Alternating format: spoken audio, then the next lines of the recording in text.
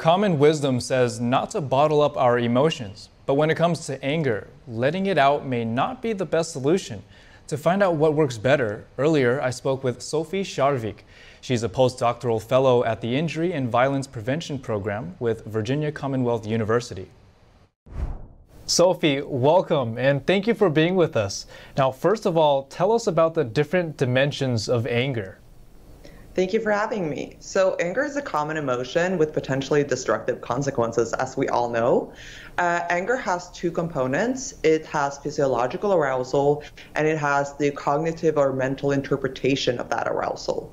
And you can work on either of those components to deal with your anger. Many previous studies have shown that cognitive behavioral therapy is very effective in reducing anger. However, no studies have really examined the focused on physiological components, which is why we focused on that. Now, popular wisdom suggests that venting reduces anger and aggression, but is this true? Yeah, popular wisdom or the catharsis theory suggests that if you express your anger, that is good and that will alleviate the anger. However, you might feel good in the moment, but it doesn't alleviate anger in the long term. The best way to reduce anger is to slow down your arousal, not intensify your arousal. So a review article on Science Direct had a few highlights, and one of them was that anger is one of the unpleasant emotions and is the most difficult one to regulate. Why is that so?